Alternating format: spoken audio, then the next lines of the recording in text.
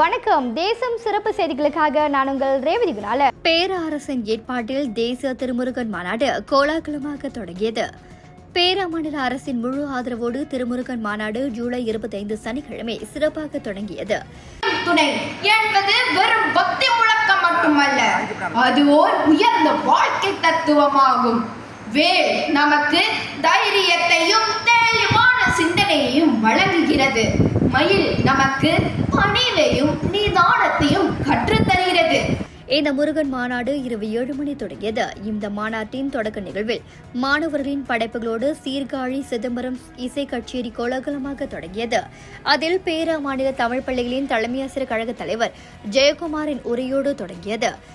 முருகன் என்றால் தமிழ், தமிழ் என்றால் முருகன் என்று நம் முன்னோர்கள் கூறியது வெறும் பக்தி உணர்வால் மட்டுமல்ல, அது தமிழரின் வரலாற்று உண்மையாகும்.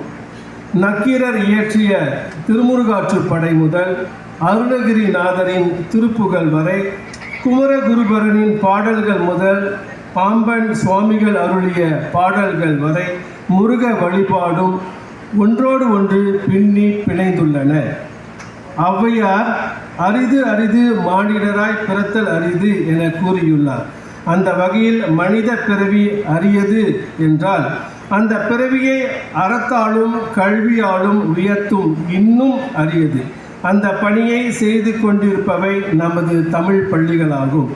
அவையோர்களே, பேரா மாநிலத்தில் தமிழர்களின் வரலாறு என்பது உழைப்பின் வரலாறு.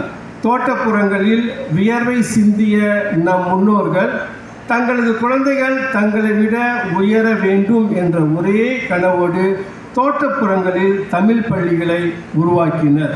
இந்த மாநாட்டின் 2வது நாளான ஜூலை 26ஆம் தேதி காலை 7 மணி முதல் மதியம் 2 மணி வரை பல்வேறு சிறப்பு நிகழ்ச்சிகள் இடம்பெற்றன. மாநாட்டிற்கு பொதுமக்களிடையே ஏற்கனவே நல்ல வரவேற்பு கிடைத்துள்ளதாக மாநில ஆட்சிக்குழு உறுப்பினர் சிவனேசன் தெரிவித்தார். இந்நிகழ்வில் பல மாநிலங்களில் இருந்து சட்டமன்றம், நாடாளுமன்ற உறுப்பினர்கள் மற்றும் முக்கிய தலைவர்கள் மாநாட்டில் பங்கேற்பாளர்கள் என்று அவர் தெரிவித்தார். இதில் இந்தியா, சிங்கப்பூர், ஸ்ரீலங்கா உட்பட பல நாடுகளில் இருந்து பேராளர்கள் கலந்து கொண்டனர். இத்துடன் இன்றைய செய்திகள் நிறைவடைகின்றன. மேலும் பல ஆன்மீக செய்திகளை தெரிந்து கொள்ள தேசம் டிவி மலேசியா யூடியூப், டிக்டாக் மற்றும் இதர சமூக வலைதளங்களை பின்தொடருங்கள். உங்களிடமிருந்து விடைபெறுவது நான் உங்கள் ரேவதி குணாலன். மக்களோடு தேசம், தேசத்தோடு மக்கள். நன்றி, வணக்கம்.